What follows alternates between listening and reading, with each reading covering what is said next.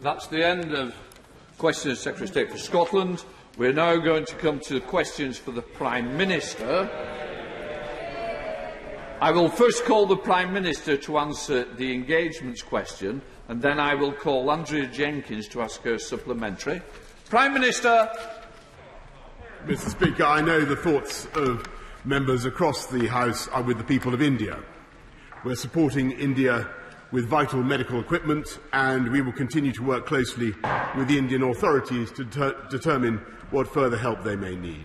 Mr. Speaker, I also welcome last week's Court of Appeal decision to overturn the convictions of 39 former sub-postmasters in the Horizon dispute, an appalling injustice. Sir Wyn Williams is leading an ongoing independent inquiry that will report this summer. Mr. Speaker, this morning I had meetings with ministerial colleagues and others. In addition to my duties in this House, I shall have further such meetings later today. Let's go to Andrea Jenkins. Andrea.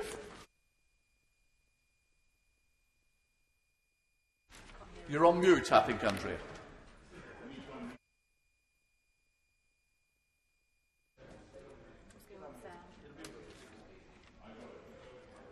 Have you got the answer? Tell us more about PMQs. I'm sure the Prime Minister knows the answer. Prime Minister.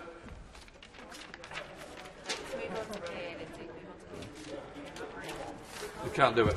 What I'm going to do, we're going to try and come back. I'm going to go to Leader of the Opposition, Keir Starmer.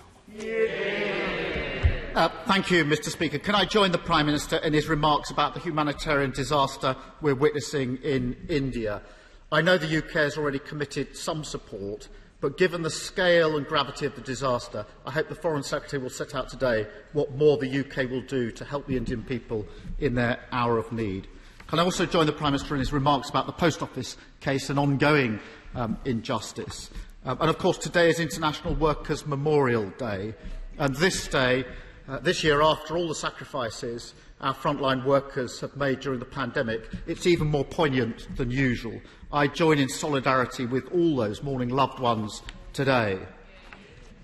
Mr. Speaker, it was reported this week, including in the Daily Mail, the BBC and ITV, backed up by numerous sources, that at the end of October the Prime Minister said he would rather have, and I quote, bodies pile high than implement another lockdown.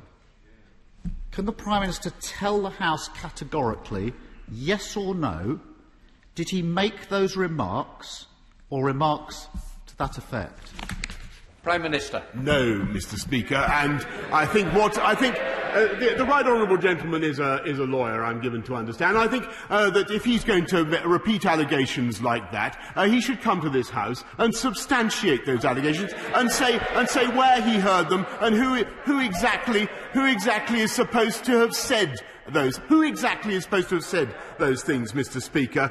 Because what I certainly can tell him, and he asked about the October decisions, they were very bitter, very difficult decisions, as they would be for any Prime Minister, Mr. Speaker, because no one wants to put this country into a lockdown with all the consequences that means for loss of education, for the damage to people's life chances, to the huge medical backlog that it entails. But it was thanks to that lockdown, the tough decision that we took, Mr. Speaker, and thanks to the heroic efforts of the British people, that we have got through to this stage in the pandemic where we find ourselves rolling out our vaccine, where we've done 50% of the population, 25% of the adult population have now had 2 doses, Mr. Speaker, and lockdowns are miserable. Lockdowns are appalling things to have to do, but I have to say that I believe that we had absolutely no choice.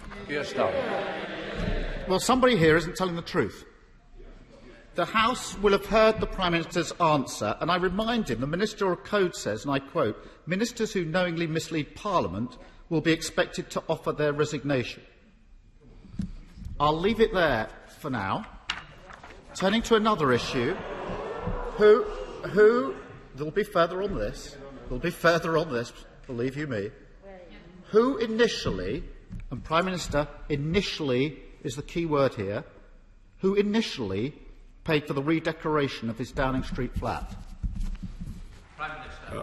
Mr. Speaker, when it comes to misleading Parliament, he may recollect that it was only a few weeks ago that he said that he didn't oppose this government, this country staying in the leaving the European Medicines Agency. The fact that he was then forced to retract and leaving the European Medicines Agency was absolutely invaluable for our vaccine rollout. And actually, it was just last week that he said that James Dyson. He said that James Dyson was a personal friend of mine. A fact that James Dyson was corrected in the newspaper this morning. As for the latest stuff that he's bringing up, he should know that I paid for Downing Street refurbishment personally, Mr. Speaker, and I contrast it. Any further declaration that I have to make, I will, if any, I will be advised upon by Lord Guide. But if he talks about housing costs, Mr. Speaker, then the people of this country can make their own decision in just 8 days' time, because on average Labour councils charge you £93 more in Band D, the Conservative councils, and Liberal Democrat councils charge you £120 more. That, I think, is the issue. That, I think, is the issue upon which the British people would like him to focus. Keir Starmer. Mr. Speaker, normally when people don't want to incriminate themselves, they go no comment. Let me ask this. Let's explore this a bit further, Prime Minister.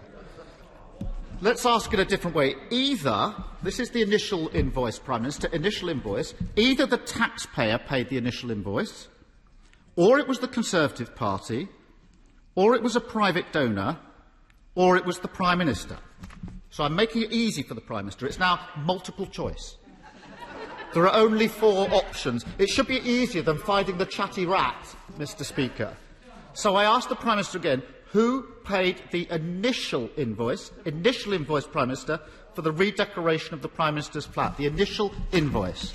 Prime Minister. Mr. Speaker, I've given him the answer, and the answer is I have covered the costs, and I think most people will find it absolutely bizarre. And, of course, there's an Electoral Commission investigating this, and I can tell him that I've conformed in full with the Code of Conduct, with ministerial code, and officials have been have been advising me throughout this whole thing. But I think people will think it absolutely bizarre that he is focusing on this issue, when what people want to know is what plans the Labour government might have to improve the life of people in this country. And let me tell you, if he talks about housing again, we're helping people on the house. I'd rather not spend taxpayers' money, by the way, like the last Labour government, which spent £500,000 of taxpayers' money on the Downing Street flat. Yes, they did, tarting it up. I would much rather help people get on the property ladder, and it's this Conservative government that has built 244,000 homes in the last year, which is a record over 30 years. This is a government that gets on with delivering on the people's priorities, while he continually raises, I think, issues that most people would find irrelevant to their concerns. Keir Starmer. Mr. Speaker, he talks of priorities. What's he spending his time doing?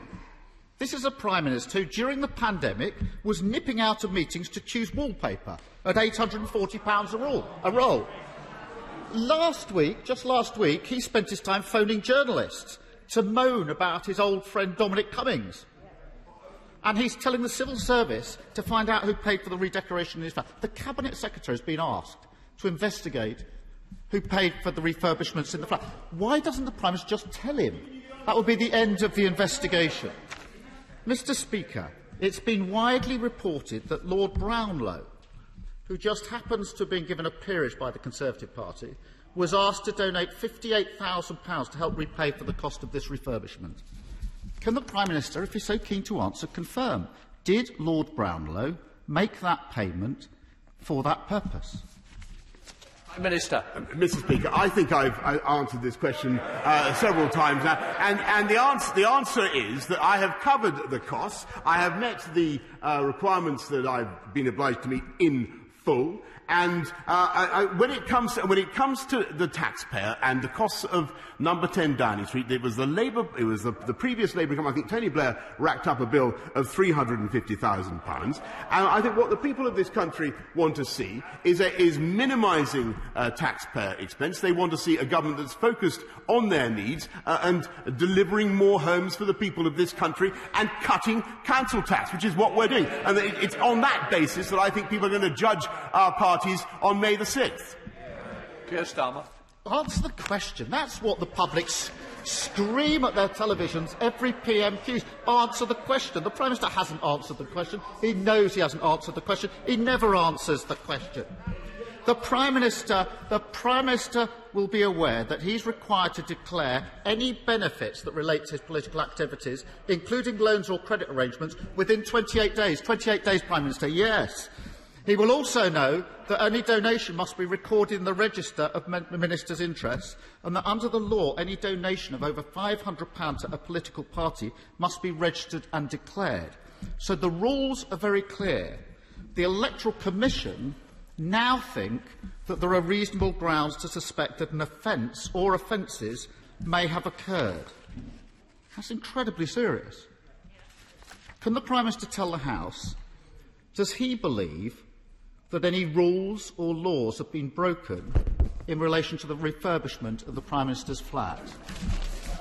Prime Minister. No, I don't, Mr. Speaker. What I believe has been strained to breaking point is the credulity of the public. He has half an hour every week to put serious and sensible questions to me about the state of the pandemic, about the vaccine rollout, about what we're doing to support our NHS, about what we're doing to fight crime, about what we're doing to bounce back from this pandemic, about the economic recovery, about jobs for the people of this country. And he goes on and on, Mr. Speaker, about Wallpaper when, as I've told him umpteen times now, I paid for it. Keir Starmer. Mr. Speaker, can I remind the Prime Minister of the Nolan Principles, which are meant to govern the behaviour of those in public office? They're these: selflessness, integrity, objectivity, accountability, openness, honesty, and leadership. Instead, what do we get from this Prime Minister and this Conservative government? Dodgy contracts, jobs for their mates, and cash for access. And who's at the heart of it? The Prime Minister, Major Sleaze, sitting there. Mr. Speaker, meanwhile, he talks about priorities. Crime is going up. NHS waiting lists are at record levels, and millions of people are worried about their jobs, including Liberty Steel. Mr. Speaker, don't the British people deserve a Prime Minister they can trust and a government that isn't mired in sleaze, cronyism and scandal? Mr. Speaker, last week he came to this chamber and he attacked me for talking to James Dyson about ventilators, where we're now sending ventilators to help the people of India. And the following day, Mr. Speaker, the Labour front bench said that any Prime Minister in my position would have done exactly the same thing. It wasn't only a few months ago that they were actually attacking Kate Bingham, saying she was a crony when she helped to set up the vaccine task force that delivered millions of vaccines for the people of this country, Mr. Speaker, and helping us to get out of the pandemic. This is a government that is getting on with delivering on the people's priorities. We're rolling out many more nurses, 10,000 more nurses in the NHS now than there were this time last year, 8,771 more police officers on our streets now than there were when I was elected, including tougher sentences, Mr. Speaker, for serious sexual and violent criminals, which he opposed, Mr. Speaker. We're getting on. And by the way, I forgot to mention it. Last night, our friends in the European Union voted to approve our Brexit deal, which he opposed, which enables us not just to take back control of our borders, Mr. Speaker, but to deliver free, which it does, which he fervently opposed, enabling us, amongst other things, to deal with such threats as the European Super League, Mr. Speaker, but it enables us to deliver free ports